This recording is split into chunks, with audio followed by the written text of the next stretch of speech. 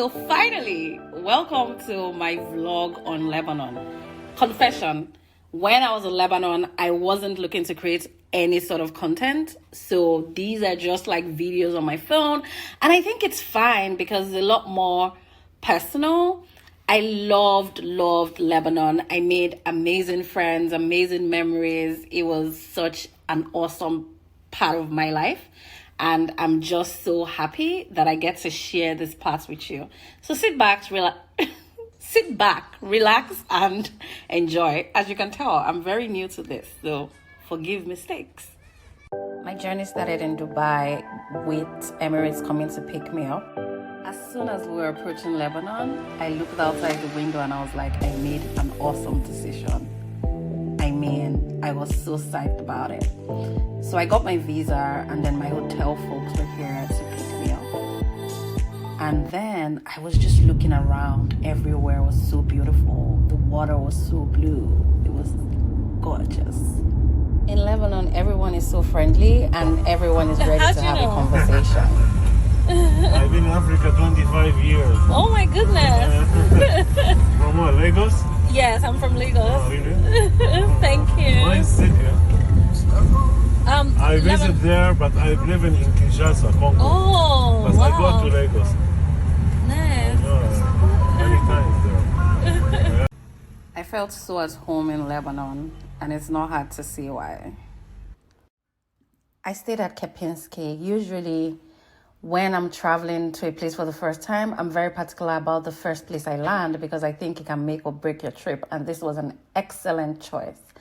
I like the hotel, even if it's a big chain somewhat, it still had a boutique feeling, especially in the rooms. I'm not sure if I have a video of the rooms somewhere, but the rooms were amazing. Pretty basic, but they were very comfortable and they had this very gorgeous view.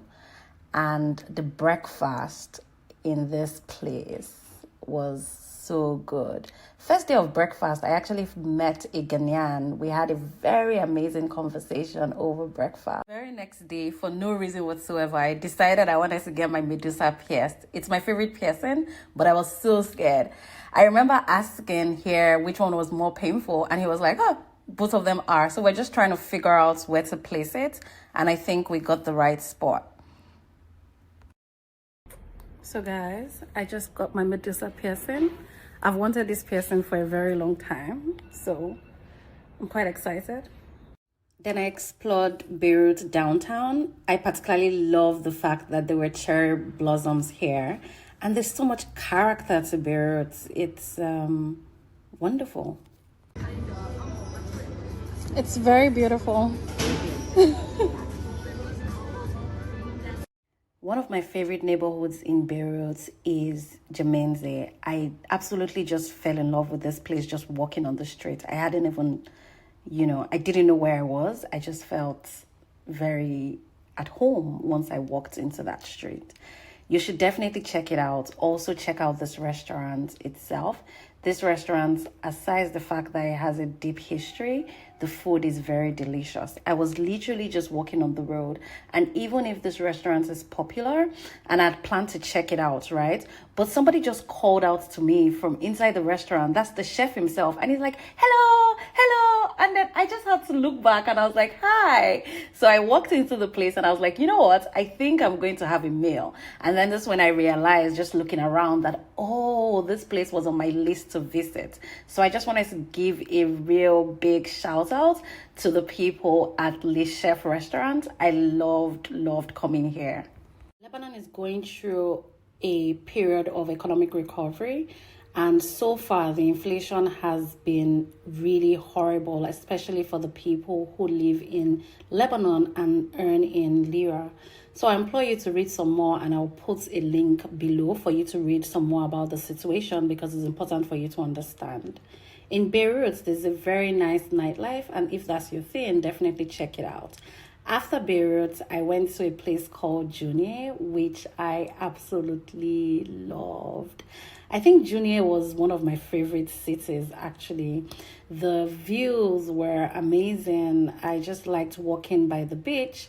I had this very gorgeous room in this hotel, which I will put in the link below.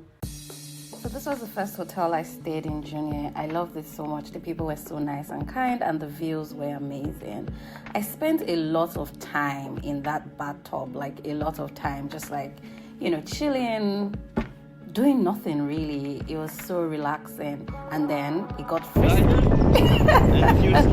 This was one of the scariest things I've ever done in my life. Can you see that? I was literally at some point, I was screaming. We're having a conversation here, but it wasn't fun. So I'm just going to let you just watch this so you can see what was going on here. And this is me all through. I was like literally screaming so loudly. It was crazy, but I loved it so much. And my instructor was great. I'm gonna leave, you know, his details in the description. I also spent a lot of time just walking around Junior. It was a interesting town. I liked it a lot. It was really quiet and just nice. Maybe around the time I came anyway. And then I would go to cafes to work because obviously I am a digital nomad and I still have to work, right? Like, so I was working full time regardless. I also spent a lot of time just walking by the ocean. And then I met this amazing tour guide who took me to some nearby towns. I will put, you know, the link there. Nico is incredible. Here we're just trying to pass the snow. We had some trouble with it, and then we just met this stranger who was like, hey, you know, I can take you. And then so this is us just negotiating there. So we went to this amazing waterfall. He looked very, you know, excited to see me. Anyways, and then we just kept on exploring. This one was something I really liked as well. I will put the name on in the description as well as this waterfall. You need to go here if you're in Junior. I don't even think these pictures do this place justice. It's incredible. And then we left and just went on the road again, where we went to a couple of Roman ruins. Again, I don't want to butcher the name, so I will put it in the description below.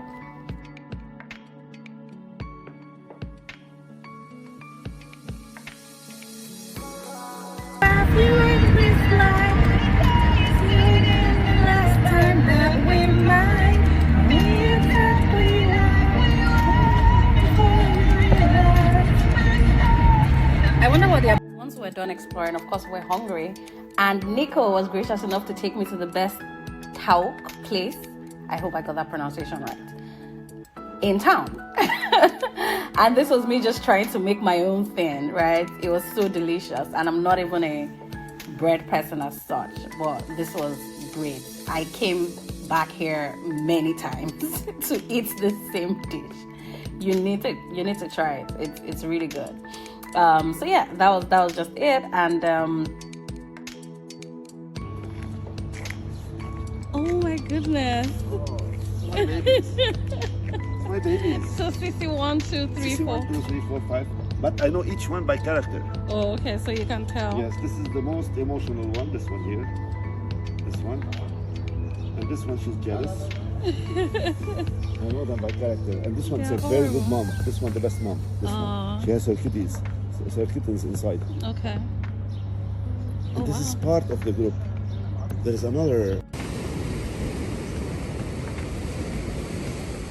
This just turns out to be my favorite part of the day, just watching him fish, you know. I'm not gonna sit with him today. Let me just leave him. Probably wants to be by himself. Yeah.